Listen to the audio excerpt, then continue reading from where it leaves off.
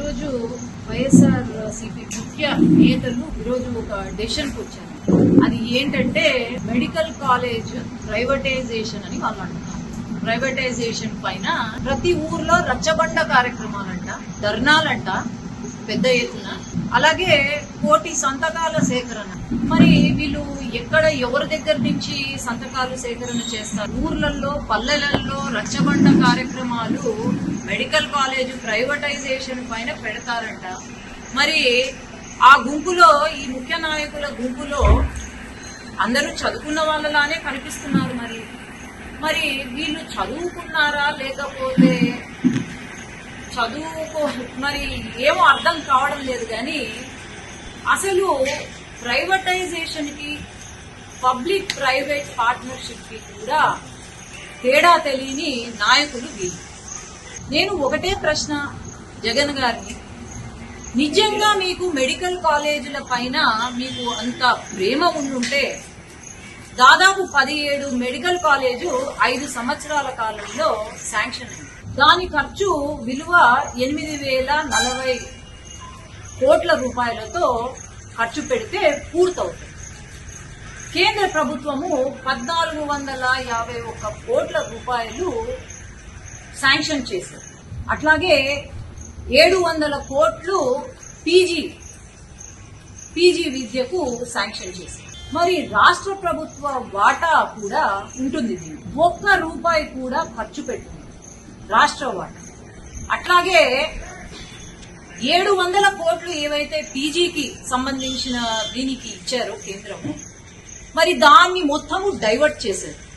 ₹1 కూడా super speciality, మొన్న press meet పెట్టినప్పుడు సూపర్ స్పెషాలిటీ హాస్పిటల్ ఉన్నాయి అని అంటున్నారు. ఏది ఒక్క సూపర్ స్పెషాలిటీ హాస్పిటల్? ఈనాడు వైద్యం గురించి మాట్లాడుతున్నారు. అసలు మెడికల్ కాలేజెస్ ప్రతి జిల్లాకి ఒక మెడికల్ కాలేజ్ అవసరము అని చెప్పి దాదాపు 19 మెడికల్ కాలేజ్ ఉమ్మడి రాష్ట్రంగా ఉన్నప్పుడు 1995 నుండి అట్లాగే 2004 లోపల 19 మెడికల్ కాలేజెస్ తెచ్చింది తెలుగుదేశం పార్టీ. అట్లాగే గవర్నమెంట్ ప్రభుత్వ మెడికల్ కాలేజెస్ దాదాపు 6 తీసుకొచ్చింది తెలుగుదేశం. ఈరోజు నిమ్స్ కానీ, స్విమ్స్ కానీ, బర్డ్స్ కానీ, అట్లాగే టాటా క్యాన్సర్ హాస్పిటల్ కానీ, బసవతారకం క్యాన్సర్ హాస్పిటల్ కానీ, సూపర్ స్పెషాలిటీ హాస్పిటల్స్ ఏవైతే ఉన్నాయో తీసుకొచ్చింది తెలుగుదేశం పార్టీ. మరి మీరు 5 సంవత్సరాల్లో మేము పూర్తి చేసినాము అని అంటున్నారు. మీరు పూర్తి చేసింది ఏంటి?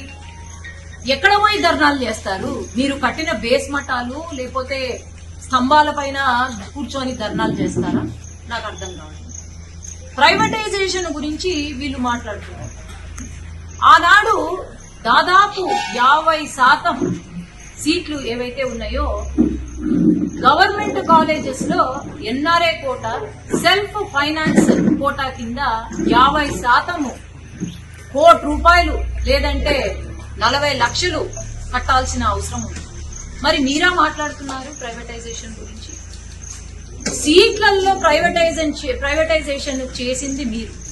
జీవో 107, 108, 133 జీవోలు నేను గుర్తు చేయాల్సిన అవసరం లేదు. ఆ జీవోలు తీసుకొచ్చింది మీరు.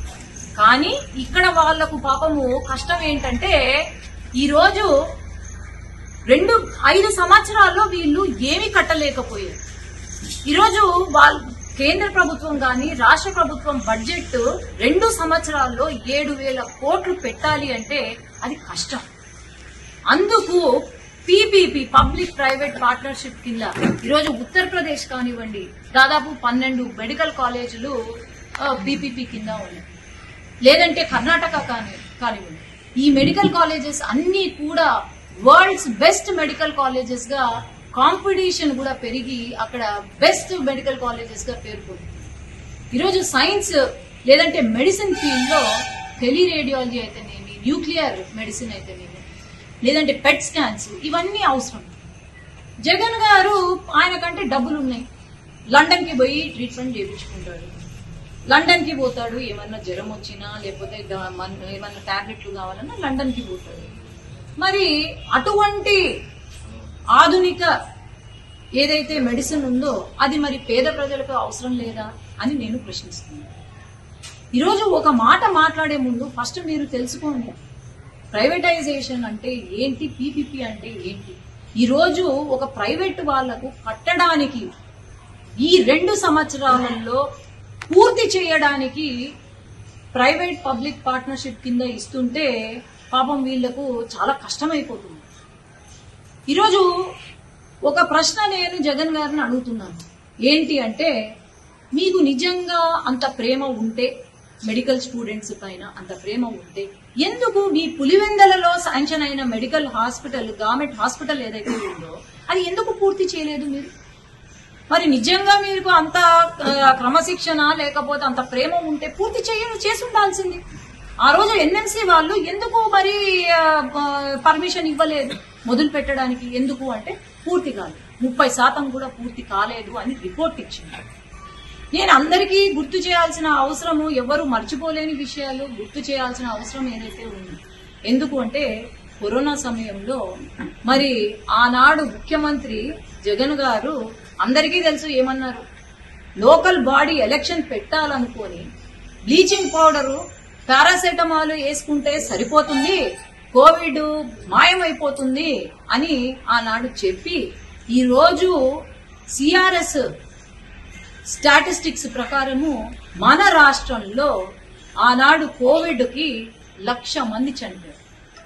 అందరికీ గుర్తే ఉంటుంది, తిరుపతిలో ఆక్సిజన్ కూడా కరెక్ట్ గా అందించకుండా ఎంతమంది చనిపోయారు. కనీసం ఎవరైనా చనిపోతే కోవిడ్ కి పక్కన, హైవే పక్కన బాడీలను పడేసి వెళ్లిపోయేవారు. మరి మీరా మాట్లాడుతుంది? అట్లాగే మొన్న మరి నాయకులో, వాళ్ళు ముఖ్య నాయకులో లేకపోతే రౌడీ వెధవలో నాకైతే తెలీదు, కానీ మీ పార్టీలో మొన్న ఏమీ సంబంధం లేకుండా గవర్నమెంట్ హాస్పిటల్స్ లేదంటే కాలేజీలు ఏవైతే ఉన్నాయో అక్కడ పోయి ధర్నా చేస్తారంట. అయ్యా, మెడికల్ సీటు తెచ్చుకోవడం కష్టము, డాక్టర్ పాస్ అయ్యి చదువుకొని పాస్ అయ్యి డాక్టర్ కావాలంటే అంతకన్నా ఎక్కువ కష్టం. పిల్లల ఎగ్జామ్స్ జరుగుతున్న సమయంలో పోయి ధర్నాలు చేస్తారంట. వీళ్ళు పోయి వైసీపీ జెండాలు బాతుతారంట. ఏది, ఎప్పుడో శాంక్షన్ అయిన మెడికల్ కాలేజీలకు. నాకు తెలుసు, ఒక డాక్టర్ కావాలంటే 24 గంటల్లో 20 గంటలు కష్టపడాల. 20 గంటలు ఏమి నిద్ర తిండి లేకుండా కష్టపడతారు. మీకా ఉండేది ప్రేమ ఒకటే, మీరందరూ అర్థం చేసుకోవాలా. ఈరోజు పీపీపీ కింద మెడికల్ కాలేజెస్ వస్తే కనుక ఒక ఆధునిక వ్యవస్థ ఏర్పాటవుతుంది. ఎక్కడికో వెళ్లాల్సిన అవసరం లేదు.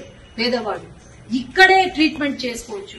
అట్లాగే ఏఐ కానివ్వండి, లేకపోతే మన పిల్లలకు, మెడికల్ కాలేజ్ పిల్లలకు మాకు తెలుసు ఎట్లా ఉంటుంది. గవర్నమెంట్ కాలేజ్ లో కరెక్ట్ గా సదుపాయాలు లేక మేము ఎట్లా కష్టపడతాము, స్టూడెంట్స్ గా ఎట్లా కష్టపడ్డాము అని మాకు తెలుసు. మోడర్నైజేషన్ వద్దా, పీపీపీ కింద వస్తే మనకు మంచి జరుగుతుందే తప్ప ఎక్కడా కూడా నష్టం. ఈరోజు 16వ తేదీన మన ప్రైమ్ మినిస్టర్ నరేంద్ర మోడీ గారు వస్తున్నారు. అది ఎంతో పెద్ద అచీవ్మెంట్. ఆయన వచ్చారు అంటే, అడుగు పెట్టారు అంటే ఖచ్చితంగా మన రాష్ట్రం అభివృద్ధి చెందుతుంది. ముఖ్యంగా మా నంద్యాల జిల్లా, మా శ్రీశైలం గుడి అభివృద్ధి చెందుతుంది. అందుకు భాగంగా వీళ్ళు డైవర్షన్ పాలిటిక్స్ చేస్తున్నారే తప్ప ఇంకా అయితే ఏమీ లేదు. అదే సమయంలో ధర్నాలంట, రచ్చబండ కార్యక్రమాలు ఎందుకు పెడతారండి? రచ్చబండ కార్యక్రమాలు నాకైతే అర్థం కావడం. ఈ ఇష్యూ పైన కోటి సంతకాలు ఈ ఇష్యూ పైన పెడతారు.